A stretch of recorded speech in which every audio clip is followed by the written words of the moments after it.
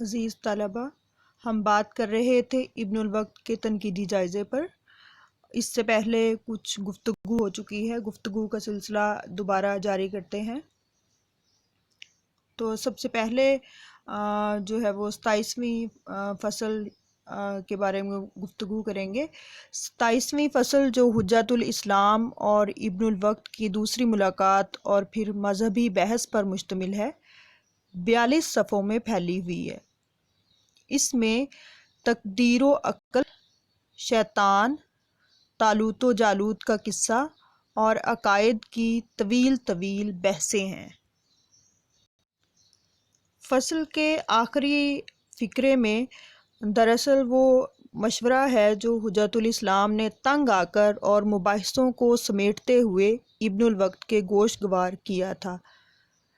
لکھتے ہیں، میں تو تم کو یہی صلاح دوں گا کہ یہ وضع تم کو کیا کسی کو بھی سازگار نہیں، اس کو قطعاً ترک کر دو، اور ابھی کچھ اور خمیازہ بھگتنا باقی ہو تو اختیار ہے۔ اس طرح ان مباحثوں میں ابن الوقت نے جو نکتہ آفرینیاں کی، ان سے تو اس کا پلہ بھاری نظر آتا ہے، لیکن یہ بات کسی بھی صورت میں نذیر احمد کے لیے قابل قبول نہیں ہو سکتی تھی۔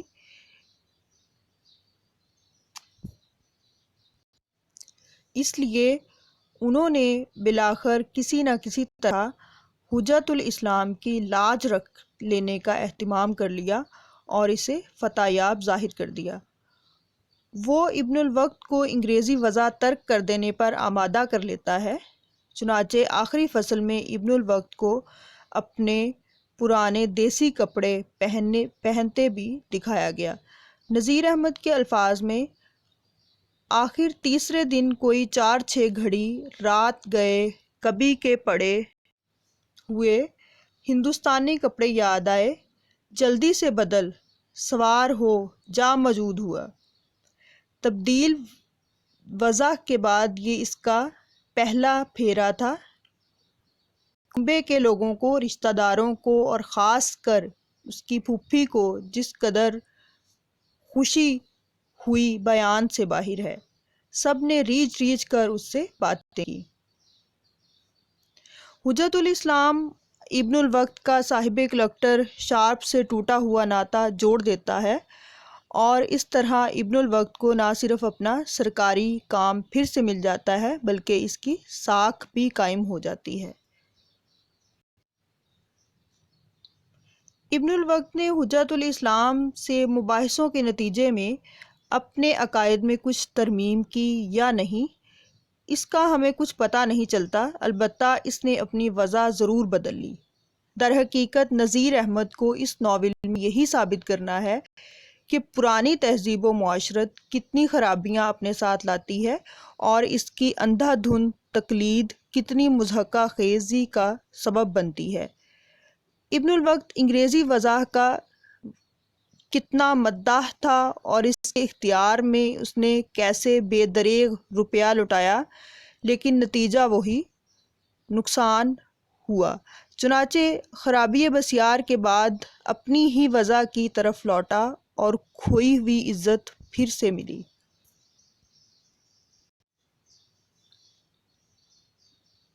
نذیر احمد کے بعض نقادوں نے اس خیال کا اظہار کیا ہے کہ نذیر احمد نے سر سید کو ابن الوقت کے روپ میں پیش کیا ہے اور اس طرح سر سید کا خاکہ اڑایا ہے۔ مثال کے طور پر یہاں ڈاکٹر احسن فاروقی، ڈاکٹر سہیل بخاری، سید سبط حسن اور پروفیسر عبدالسلام کی آراء کا خلاصہ پیش کروں گی۔ ڈاکٹر احسن فاروقی ابن الوقت کو سر سید پر براہ راست طنز نہیں کہتے، البتہ ابن الوقت کو سر سید کا نمائندہ مانتے ہیں۔ وہ لکھتے ہیں کہ اس وقت تمام قصے سے نتیجہ یہ نکلتا ہے کہ مولانا ہر فرد مسلمان کو سر سید کے خلاف اور اپنے موافق چلنے کی ہدایت کرتے ہیں۔ سر سید کی تحریک اور ان کے مخالف علماء کی مخالفت کے درمیان مولانا اپنا ایک انفرادی راستہ پیش کرتے ہیں۔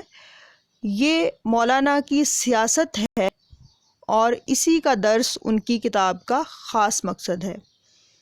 ایک دوسری جگہ کہتے ہیں کہ ابن الوقت کو سر سید پر طنز کہا جاتا ہے، اس کے نوبل صاحب کو بچانے کے حالات سر سید کی غدر کے زمانے میں کوششوں سے متوازی ضرور ہیں، مگر ابن الوقت پورے علی گڑھ کی تمثیل ہے۔ آگے جا کے لکھتے ہیں، ابن الوقت علی گڑھ ہی کا نہیں بلکہ تمام جدید تعلیم کا اشاریہ ہے۔ اسی طرح ڈاکٹر سہیل بخاری نے اپنے خیالات کا اظہار اس طرح سے کیا ہے، وہ انگریزی حکومت کی نمک خوار اور وفادار رعیت تھے اور اس کی اطاعت نص قرآنی سے بھی ثابت کرتے تھے، اس لیے حکومت سے انہیں تعلیم ملی، ملازمت ملی اور پھر اعزاز و انعام مستزاد۔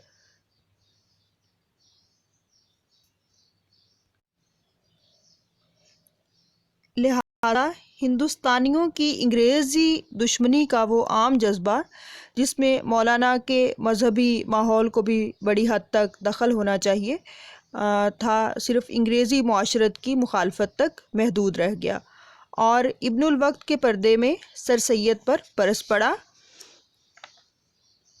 اور وہ بھی اس وقت جب کہ مولانا کے پاؤں سے ملازمت کی زنجیر کٹ چکی تھی اور زبان سے قدرے پابندی ہٹ گئی تھی۔ ایک اور جگہ انہوں نے لکھا ہے کہ ابن الوقت کو سر سید احمد خان کا چربا سمجھنا بالکل درست معلوم ہوتا ہے۔ نذیر احمد کا یہ کہنا کہ ابن الوقت سے میں خود مراد ہوں ایک تعویل محض زیادہ نہیں، لیکن یہاں یہ بات بھی غور طلب ہے کہ ابن الوقت اور سر سید میں بہت سے اختلافات بھی ملتے ہیں، مثلا ابتدائی تعلیم، سر سید کی داڑھی اور ابن الوقت کا انگریزی لباس وغیرہ۔ اس لیے ابن الوقت کو سر سید کا پورا نمونہ بھی نہیں کہا جا سکتا، پھر بھی یہ ضرور ماننا پڑتا ہے کہ نذیر احمد نے یہ کردار سر سید کو سامنے رکھ کر ہی تخلیق کیا ہے۔ ان کے خیال میں نذیر احمد نے 3 اعتراضات ابن الوقت پر کیے ہیں۔ نمبر 1، مسلمان انگریزی پڑھ کر سرکاری ملازم ہوں۔ نمبر 2، انگریزوں کے ساتھ کھانا پینا روا رکھیں۔ نمبر 3، عقائد میں تعویلات وغیرہ۔ یہ دراصل سر سید پر ہی وارد کیے تھے، چنانچہ ابن الوقت کو سر سید کا افسانوی کردار تسلیم کیے بغیر چارہ ہی نہیں ہے۔ سید سبط حسن بھی اس بارے میں اپنی رائے پیش کرتے ہیں، ابن الوقت میں مولوی نذیر احمد نے سر سید اور ان کے عقائد کا خاکہ اڑایا ہے، البتہ ہوشیاری یہ کی ہے کہ اپنے ذاتی تجربوں کو ابن الوقت سے منسوب کر دیا ہے۔ دہلی کالج کے تجربے، ہنگامہ غدر کے تجربے، انگریز کی جان بچانے کے تجربے، سرکاری ملازمت کے تجربے، انگریزوں کی بدسلوکیوں کے تجربے، سب ان کی آپ بیتی ہے، مگر ان تجربوں کی مٹی سے انہوں نے جو پتلا بنایا ہے اس میں روح پھونکی ہے سر سید کی۔ اسی طرح پروفیسر عبدالسلام کو ابن الوقت کے بہت سارے واقعات سر سید پر بخوبی منطبق ہوتے معلوم ہوتے ہیں۔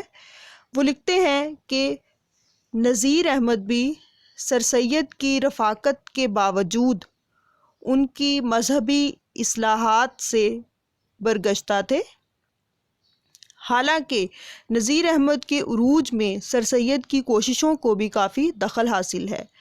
نذیر احمد سر سید کے مداحوں میں سے تھے، لیکن ان کا سر سید کی تحریک سے براہ راست تعلق نہ تھا۔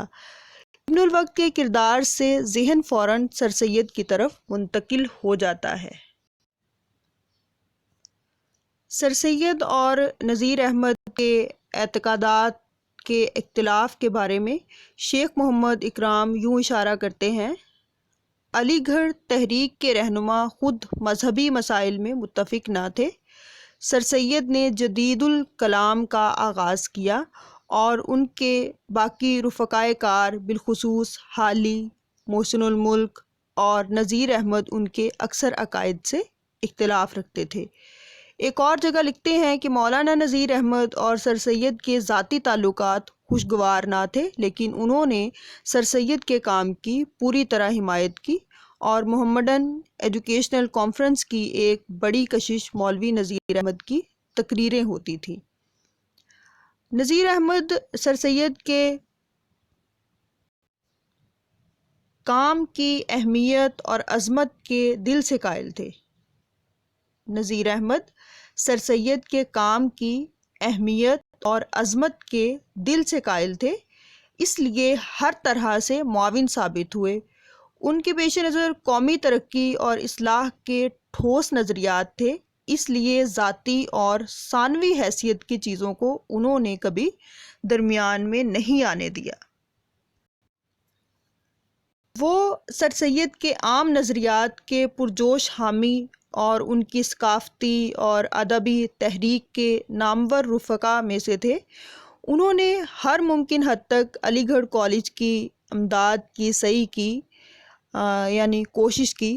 نذیر احمد کی وفات پر علی گڑھ انسٹیٹیوٹ گزٹ نے 15 مئی 1912 کی اشاعت میں لکھا تھا، سر سید کے نہایت گہرے دوست تھے اور علی گڑھ کالج کی ابتدا ہی سے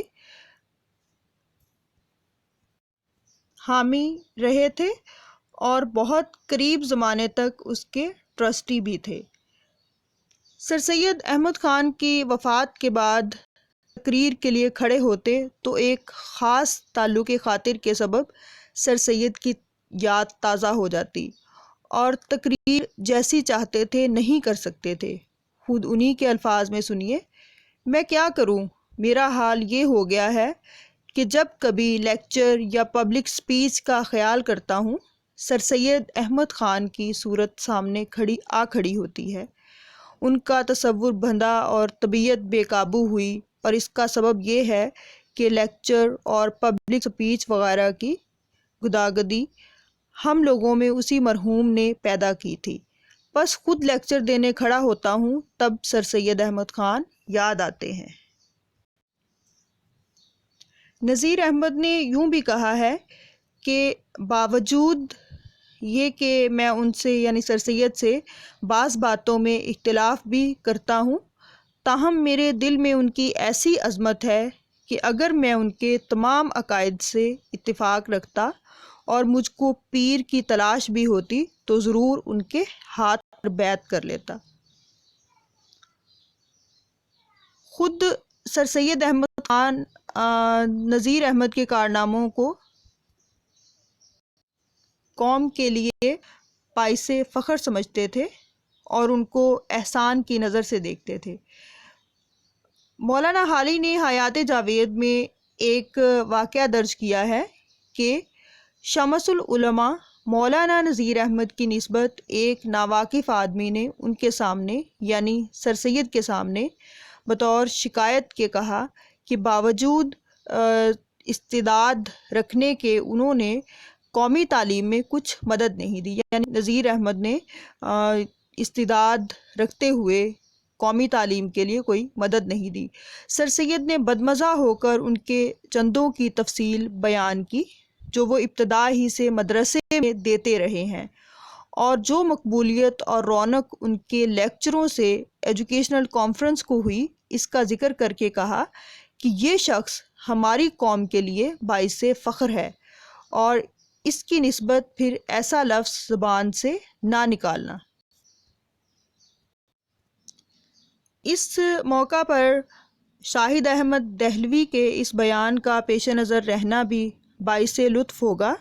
وہ لکھتے ہیں کہ منشی ذکاء اللہ کے بڑے صاحبزادے مولوی عنایت اللہ نے بتایا کہ ایک دفعہ سر سید احمد خان کالج کے لیے چندہ جمع کرنے لاہور گئے۔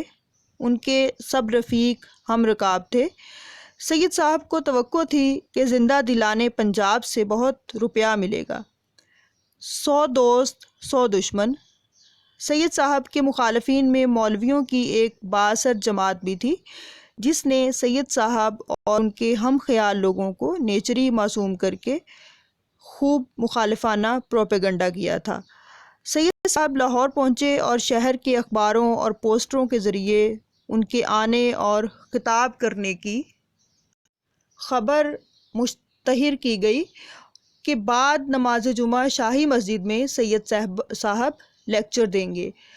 انہیں امید تھی کہ خلقت کا خوب ہجوم ہوگا، مگر مولویوں کی مخالف جماعت کا زہر پھیل چکا تھا۔ نماز جمعہ کے بعد جب سید صاحب کھڑے ہوئے تو سارے نمازی انہیں نیچری اور کافر کہتے ہوئے باہر نکل گئے۔ صرف مٹھی بھر آدمی بیٹھے رہ گئے۔ سید صاحب اس ماجرے کے لیے بالکل تیار نہیں تھے، ایسے رونقے اور شکستہ دل ہوئے کہ ہمت ہی ہار بیٹھے۔ جائے قیام پر بے حد مایوس ہوئے اور اپنی ناکامی پر تاسف کرنے لگے۔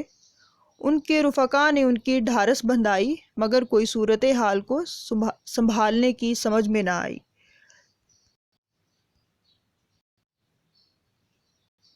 بالآخر سید صاحب نے فرمایا نذیر احمد کو دلی سے لاؤ تو شاید کچھ کام بن سکے۔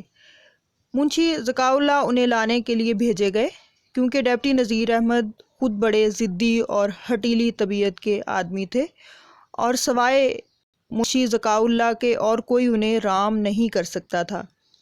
سید صاحب سے بعض امور میں انہیں اختلاف ضرور تھے، لیکن مسلمانوں کی تعلیم و ترقی کے باب میں وہ سید احمد خان کے حامی و مددگار تھے۔ نذیر احمد کا اس زمانے میں طوطی بول رہا تھا اور وہ ہر طبقے میں ایک بہت بڑے عالم دین سمجھے جاتے تھے، اور لوگوں کو یہ بھی گمان تھا کہ ڈپٹی صاحب نیچریوں کے خلاف ہونے کی وجہ سے سید صاحب کے مخالفین میں سے ہیں، اور غالباً وہ اسی وجہ سے سید صاحب کے ساتھ بھی نہیں گئے تھے۔ لیکن جب ڈپٹی صاحب کو یہ معلوم ہوا کہ سر سید کی لاہور میں وہ درگت بنی تو جھٹ منشی ذکاء اللہ کے ساتھ ہوئے۔ لاہور پہنچتے ہی ایک بہت بڑا پوسٹر شائع کیا گیا کہ نیچریوں سے مقابلہ و مناظرہ کرنے کے لیے دلی سے ایک بہت بڑے جغادری مولوی کو بلایا گیا ہے اور بعد نماز جمعہ شاہی مسجد میں یہ معرکہ ہوگا۔ شہر میں یہ خبر آگ کی طرح پھیل گئی اور ہر مسلمان کو شوق و تجسس ہوا کہ ان مولوی صاحب کو دیکھیے کہ کس طرح نیچریوں کو پٹخنیاں دیتے ہیں۔ لوگ جوق در جوق آنے لگے اور شاہی مسجد میں تل دھرنے کو جگہ نہ رہی۔ نماز کے بعد مولوی نذیر احمد کھڑے ہوئے اور نیچریوں کی برائی سے ان کا لیکچر شروع ہوا۔ سننے والوں میں بڑا جوش و خروش تھا۔ نذیر احمد کا لیکچر خدا جانے کیا کیا پہلو بدلتا ہوا کہاں پہنچتا۔ جب لیکچر ختم ہوا تو علی گڑھ کالج کے لیے روپیہ برس رہا تھا اور انہی نیچریوں کے ہاتھ چومے جا رہے تھے اور لوگوں کو معلوم ہوا کہ یہ غادری مولوی نذیر احمد ہیں۔ مولوی عنایت اللہ مرحوم فرماتے تھے کہ جب ہم لاہور سے دلی واپس آ رہے تھے تو ایک ہی ڈبے میں سب سوار تھے۔ سر سید احمد خان نے کسی بات کے سلسلے میں کہا، مولوی صاحب میں اس لائق بھی نہیں ہوں کہ آپ کے جوتے کے تسمے باندھوں۔ مولوی نذیر احمد کھڑے ہوئے اور تعظیماً 3 آداب بجا لائے۔ ان تمام تفصیلات سے یہ بات واضح ہو جاتی ہے کہ نذیر احمد یا سر سید جیسے لوگ ہر حال میں اور ہر قیمت پر قومی فلاح و بہبود کا کام سب سے پہلے مقدم سمجھتے تھے اور کسی صورت میں بھی اپنے مفادات یا اختلافات درمیان میں لانے کے روادار نہ ہوتے تھے۔ وہ زمانہ ہی دراصل اصلاح و ترقی کا زمانہ تھا اور یہ اکابر مسلمانوں کی تعلیم و تربیت کی دھن میں باہمی اعتراض و اختلاف سے بالاتر ہو کر یوں مگن رہتے تھے کہ انہیں اور کچھ سوچتا ہی نہ تھا۔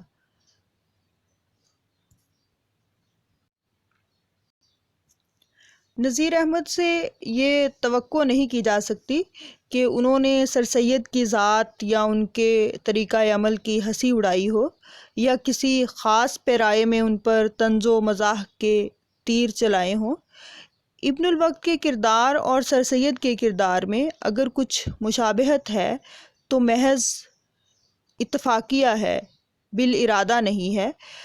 نذیر احمد بلا شبہ اتنی قوت ارادی اور اخلاقی جرأت کے مالک تھے کہ اگر سر سید پر اعتراض کرنا چاہتے تو برملا کر سکتے تھے، بلکہ انہوں نے کئی جگہوں پر ایسا کیا بھی ہے، جیسا کہ ہم پہلے اس بارے میں بات کر چکے ہیں۔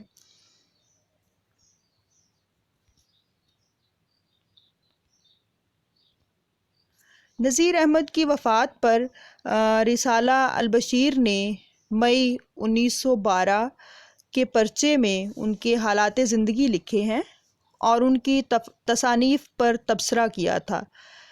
ابن الوقت کے بارے میں لکھا ہے کہ کتاب کے دیکھنے کے بعد یہ خیال ہوتا ہے کہ جو پلاٹ کتاب کا تجویز کیا گیا ہے وہ سر سید احمد خان کی نسبت ہے، لیکن ہمارے نزدیک یہ خیال صحیح نہیں ہے، کیونکہ مولوی نذیر احمد صاحب شروع سے محمڈن کالج کے حامی تھے۔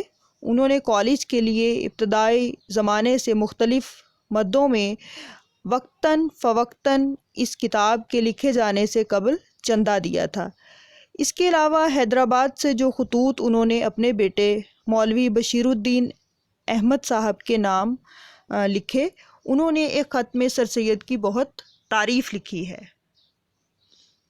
اور سر سید کے مخالفین کی نسبت برے خیالات کا اظہار کیا گیا ہے، اور ایک موقع پر صاف الفاظ میں لکھا ہے کہ لوگوں نے سر سید کو نہیں پہچانا کہ وہ کس شان اور مرتبے کا شخص ہے۔ اس معاملے میں ڈاکٹر سید عبداللہ لکھتے ہیں، خیال کیا گیا ہے کہ ابن الوقت کے لباس میں نذیر احمد نے سر سید پر چوٹ کی ہے، اور وجہ یہ بتائی گئی ہے کہ شاید نذیر احمد نے سر سید کے عروج اور قبول عام کے خلاف کسی پوشیدہ جذبہ رقابت سے مغلوب ہو کر یہ کتاب لکھ کر اپنے دل کی بھڑاس نکالی ہے۔ مگر یہ سب کچھ قیاس ہی قیاس ہے، کیونکہ نذیر احمد سید صاحب کے نہایت مداح تھے، اس لیے اختلافات کے باوجود سید صاحب کے خلاف کچھ لکھنا قرینے قیاس نہیں۔ اس کے علاوہ کوئی قطعی دستاویزی ثبوت بھی اس بدگمانی کے حق میں موجود نہیں۔ ایسی صورت میں اس کو خواہ مخواہ سر سید کی تصویر قرار دینا خود سید صاحب کی ذات پر حملہ اور بہت بڑی ناانصافی ہے، کیونکہ ابن الوقت میں داخلی طور پر کئی باتیں ایسی ہیں جو سید صاحب کی ذات صفات میں ہرگز موجود نہ تھی۔ اس کے علاوہ سید صاحب کا ابن الوقت میں پایا جانا ہماری رائے میں ابن الوقت سر سید کی تصویر نہیں، بلکہ 19ویں صدی کے آخری نصف کے عام تعلیم یافتہ نوجوان کی تصویر ہے۔ ڈاکٹر محمد صادق نے بھی ایسی ہی رائے کا اظہار کیا ہے کہ بعض لوگوں کا خیال ہے کہ ابن الوقت کا اشارہ سر سید کی طرف ہے، لیکن یہ خیال صحیح معلوم نہیں ہوتا۔ القصہ ابن الوقت کا کردار بڑی محنت و کاوش سے تخلیق کیا گیا ہے۔ اس کی تخلیق و تعمیر میں نذیر احمد کی فنکاری کے کمال کا بڑا ہاتھ ہے۔ ابن الوقت میں کہانی کا سب سے بڑا کردار ابن الوقت کہانی کا سب سے بڑا کردار ہے۔ اس کی تعمیر میں نذیر احمد نے بڑی محنت اور کاریگری کا ثبوت پیش کیا ہے۔ اس کے خیالات میں تبدیلی دکھائی ہے، اس میں بڑی تدریج کو مد نظر رکھا گیا ہے۔ یہ امر بھی قابل توجہ ہے کہ مصنف ابن الوقت کی جن فطری صلاحیتوں کو بعد میں تفصیل سے اجاگر کرتا ہے، ان کے آثار ابتدائی عمر میں بھی دکھاتا ہے۔ وہ آغاز کار ہی سے ذوق جستجو سے متصف ثابت کیا گیا ہے۔ نذیر احمد نے ابن الوقت کی قابلیت سے ہمیں بہت متاثر کیا ہے، مگر دلائل میں حجت الاسلام کو غالب دکھایا گیا ہے۔ اس کے باوجود قاری کی نظر میں ابن الوقت ہی کا پلہ بھاری معلوم ہوتا ہے۔ حجت الاسلام کے دلائل میں وزن ضرور ہے، مگر قدامت کے علاوہ خشک منطقیت بھی ہے۔ اس کے مقابلے میں ابن الوقت کی نظر زیادہ وسیع ہے اور باتوں میں فلسفے کا رس ہے، اس لیے زیادہ اثر ہوتا ہے۔ اس میں بھی نذیر احمد ایک نکتہ رس فنکار ثابت ہوئے ہیں، کیونکہ اس پیرائے میں انہوں نے دراصل تہذیب حاضر کی اس جگمگاہٹ اور ظاہری آب و تاب اور اس کے عاملین کی زبان کے رس اور ظاہری مٹھاس کا تصور دلایا ہے۔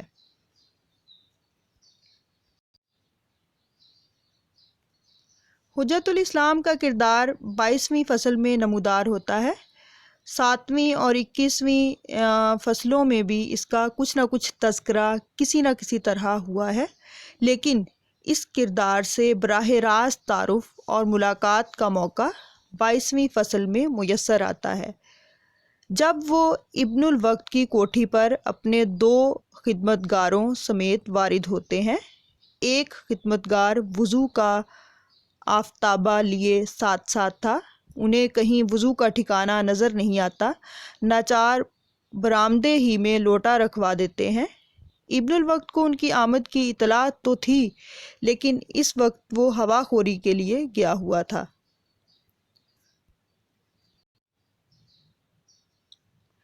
ویسے وہ حجت الاسلام کی جو کہ رشتے میں اس کی پھوپھی کا داماد تھا، بغیر پوچھے آنے کی اطلاع سے تشویش میں مبتلا تھا۔